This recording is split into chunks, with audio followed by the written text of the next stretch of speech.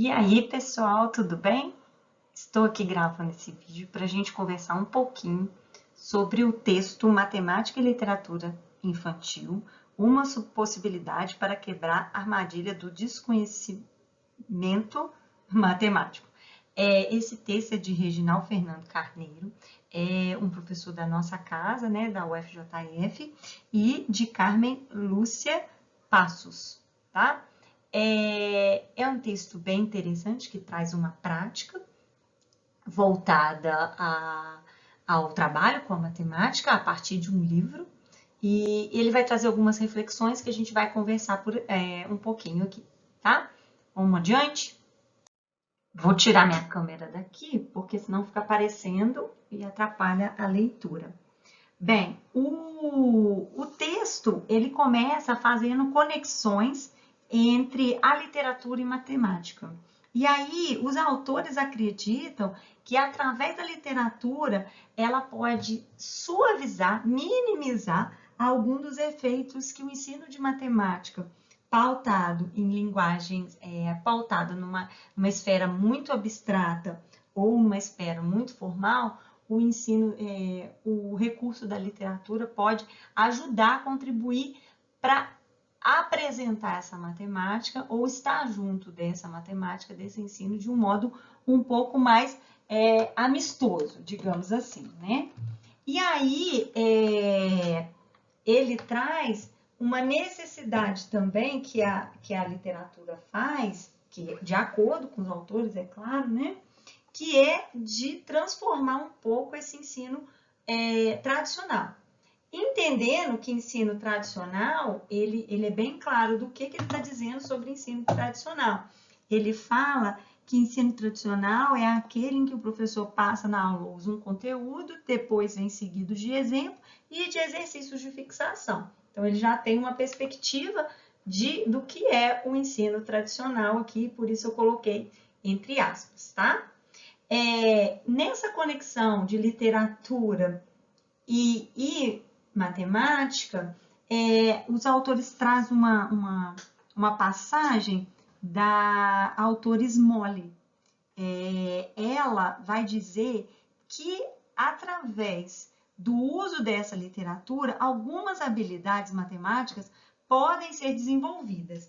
Enquanto o aluno está fazendo a leitura desse, no caso, texto infantil, texto, né, literário ou até mesmo de um texto matemático, ela tem nessa bagagem a habilidade, né, de ler, de escrever e conversar.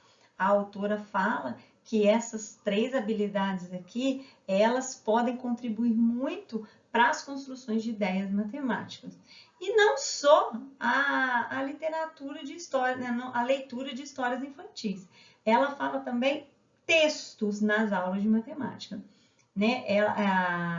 Os textos nas aulas de matemática produzem, de acordo com os autores, uma relação cognitiva entre a língua materna e a linguagem matemática. Um pouco daquilo que a gente já vem percebendo em outros textos aqui. A importância que esse uso conciliado da língua materna, ó, aqui está maternal, deixa eu tirar, da língua materna e da matemática, quais seriam os benefícios, né? Os pontos positivos disso. Continuando. Especificamente falando de um texto na aula de matemática, traz algumas questões que é importante da gente pensar.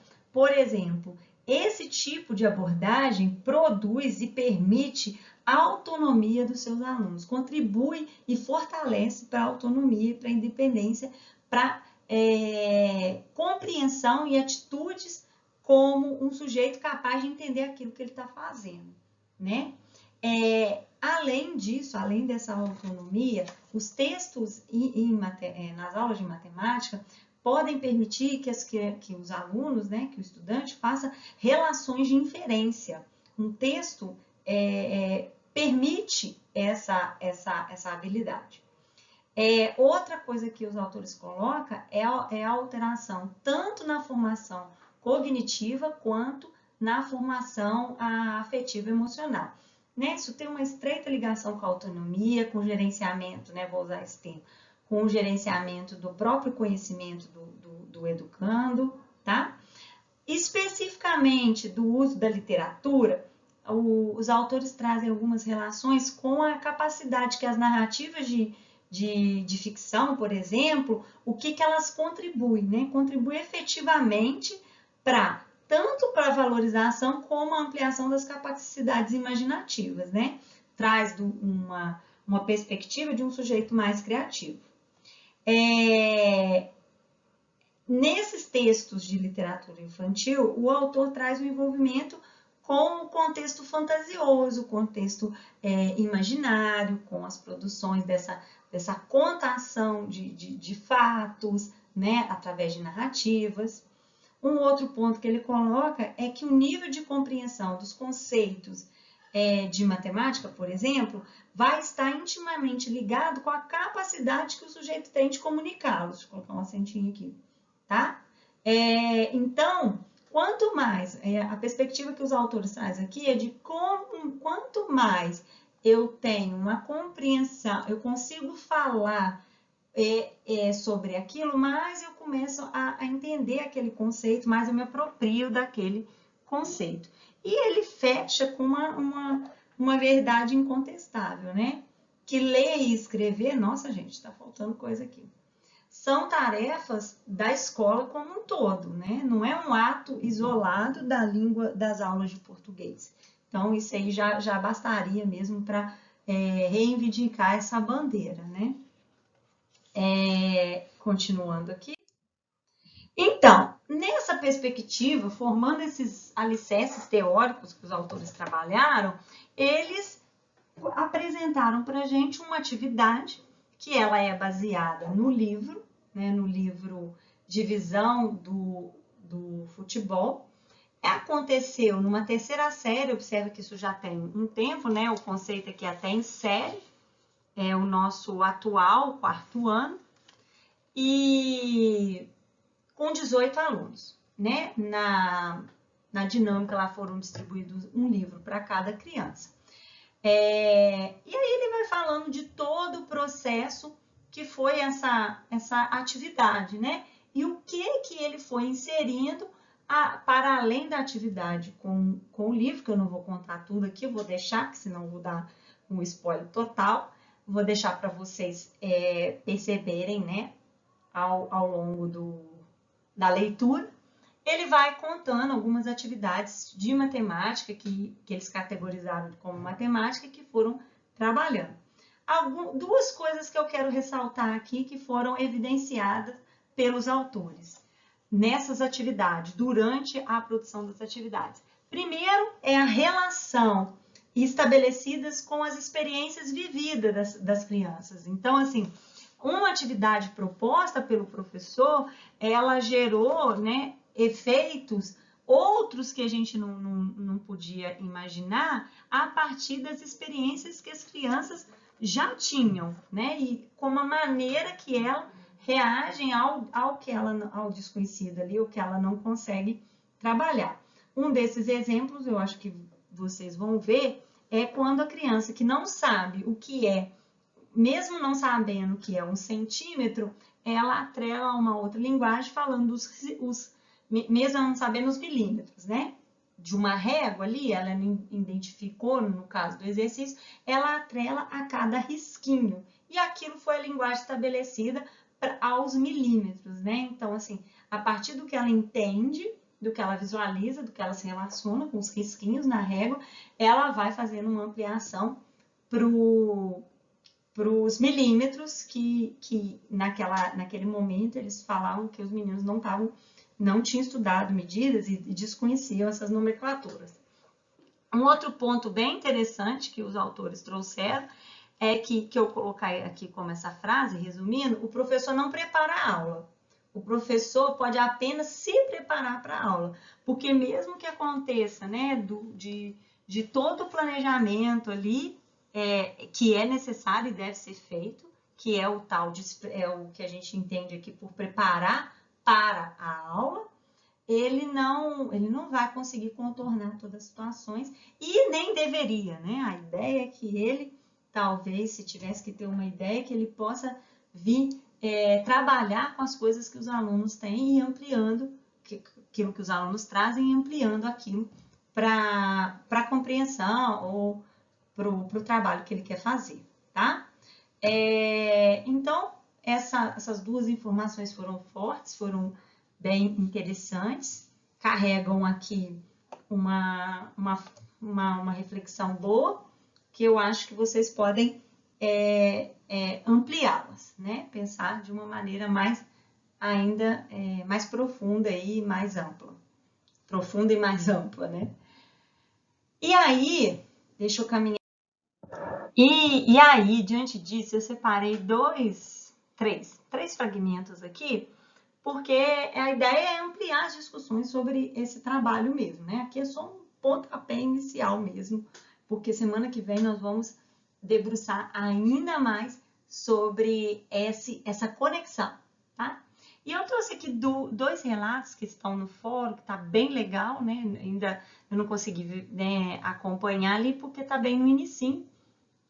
Mas eu trouxe 3 fragmentos aqui que eu queria compartilhar com vocês. Um fragmento é o seguinte, que essa reflexão aqui é bem legal, olha só. Me lembro de quando fui tentar aprender frações já na 4ª série. A professora deu um exemplo desenhando uma barra de chocolate no quadro. Eu não tenho certeza que não só eu, mas muitos da minha sala nunca tinham sequer ouvido falar em barra de chocolate. Quanto mais comida ou visto uma. Era o ano de 1985. Outra realidade socioeconômica. Outra parte que me chamou a atenção no texto é que sempre ao propor novos problemas, os cálculos mentais são incentivados e valorizados. Ao tratar as informações obtidas dos problemas, confeccionando gráficos, os alunos aprendem na prática o que significam os gráficos, as informações contidas ali e como interpretá-los. E depois de todo o processo de aprendizagem de cálculo, de resolução de problemas, de construção de gráficos, ainda foi trabalhado o gênero textual carta. Isso mostrou que é possível prazerosa conexão entre literatura e a resolução de problemas matemáticos. Eu trouxe esse fragmento, tem mais lá, tá? A pessoa também colocou outras coisas, né? Acho que, né, se não colocou, outros colocaram, mas eu tentei tirar um fragmento. Temos alguns elementos aqui que eu achei interessante da gente conversar. O primeiro deles é o quanto essa pessoa trouxe uma realidade, que é uma realidade socioeconômica da época, também concordo, mas é uma realidade que a gente vive hoje, né? Independente de ser uma barra de chocolate, mas outras coisas que às vezes a gente está falando do universo do professor e o aluno não tem a mesma realidade, né? A gente está bem preocupado aqui com esse compartilhamento de vivências, né? Como que essas vivências estão sendo vividas, como que essas experiências estão sendo percebidas. E é só na troca com o outro que eu vou realmente sabendo e coletando informações para essa possível troca mesmo, né? Não descobri um outro nome, né? Que a aprendizagem é ampla, né? Mas assim, essa possível troca. Então, imaginando, eu achei interessante essa frase que está trazendo um pouco da discussão da própria disciplina, que é a preocupação com a palavra, a preocupação com a experiência, a preocupação com o vivido, né? A matemática numa perspectiva da vida sentida, não numa perspectiva só, né, de números e gráficos, mas daquilo que o sujeito sente, daquilo como que ele representa. E quem escreveu aqui trouxe isso, né? Trouxe essas questões que foram fundamentais mesmo, né? De outra forma, refletiu isso a respeito do texto. E o quanto isso também lá nos exemplos, eles vão trazendo, vão colocando problemas, colocando questões, e é aquilo, valorizando, né, o cálculo mental, valorizando a compreensão, pegando outros recursos. Então, no mesmo momento, né, vários conteúdos são trabalhados, né? Então, aquela ideia de que eu não consigo cumprir toda a carga horária, o conteúdo é extenso, a gente tem uma larga vontade aqui né, na educação infantil, 1º ao 5º ano, que é poder fazer esse casamento com todas as disciplinas, né? E aí, assim, Um conteúdo aqui foi trabalhado de várias formas, né? Então, assim, foi trabalhado português, foi trabalhado matemática, foi trabalhado outras questões, né, geográficas, se fosse o caso, né, questões relativas, né, a times, a preferências, então uma série de coisas. Eu falei que eu não ia dar spoiler, e estou falando. Vamos a mais uma. Acho que não ficou aqui, não atrapalhou, não. Essa pessoa conversou mais a respeito, né, da relação da matemática na literatura ali, do texto, e agora vamos pensar o segundo tópico, são 2 tópicos, né? Vamos pensar o segundo tópico. As possibilidades para o trabalho com histórias infantis e matemática nos anos iniciais e na educação infantil. São 2 respostas bem, né, em concordância, e aí peguei as 2 para a gente, né, trabalhar, perceber isso. Como podemos perceber pelo texto lido, mesmo que as experiências tenham sido em uma turma de terceira série, no caso, né, essas experiências podem ser adaptadas para a educação infantil, pois assim, tendo contato agradável com a matemática desde cedo, possa ir compreendendo melhor a disciplina e não concebê-la com a temorosidade que muitos alunos a concebem. A aula ser interessante e motivadora, independente de qual série ela seja aplicada, pois sempre será muito prazeroso ensinar alunos motivados, participativos na sala, e sendo a literatura infantil um gênero muito atrativo para as crianças pequenas, porque não usá-las para ensinar matemática às crianças pequenas? A meu ver, será sempre uma estratégia de ensino muito promissora, pois poderá provocar mudanças na dinâmica da sala de aula, motivando e incentivando os alunos, podendo facilitar o processo de ensino-aprendizagem mesmo na educação infantil, né? Com certeza, isso pode acontecer. E a grande questão que eu trouxe aqui, que eu queria reforçar aquilo que falou, né, do temor, dos estigmas, né, de desmistificar um único lugar da matemática, né? E assim, é muito interessante porque as crianças, né, do primeiro ao quinto ano, elas não têm, você vê que se percebe assim, de um senso comum, que elas não têm dificuldade com a matemática. Toda essa carga, esse peso, às vezes é dado pelo adulto, não pela criança, que percebe a matemática de outros modos, né? Conforme ela vai sendo conduzida e ensinada a partir de algumas características específicas, aí sim ela vai incorporando ainda mais esses preceitos que já são de adultos, né? Eu lembro, brinco, né, que às vezes as pessoas, que você gostava de mais de matemática do que de português. Português, por suas exigências iniciais de leitura, de escrita, ficava até com pouca preferência do primeiro ao quinto ano. Depois as histórias se acabavam revertendo, né? O outro aqui, ó, embora o texto, a experiência da narrativa nas aulas de matemática tinha sido com alunos de uma turma de terceira série, ela pode perfeitamente ser adequada numa educação infantil. Quanto mais cedo o contato prazeroso com a matemática, maior a aprendizagem. Posso concluir que a experiência, com certeza, tem tudo para dar certo, acredito que seja na educação infantil, com toda certeza. Peguei 2 aqui que estavam bem em consonância para a gente poder comentar. Ok? Então, não vou me delongar muito, mas deu para a gente pegar um compilado do fórum que já tem lá. Deu para a gente falar um pouquinho desse artigo que está bem legal para fazer uma análise. Deu para aguçar mais a ideia de que para vocês estarem lá com a gente no fórum. Tem essa semana ainda para participar. O fórum vai até dia 19, então não percam o fórum, participe, pense, lembre os 2 pontos de análise, né? Converse com o tutor, com os colegas, que a gente está acompanhando aqui e eu espero que esteja ficando bem legal para vocês, tá bom? Um beijão!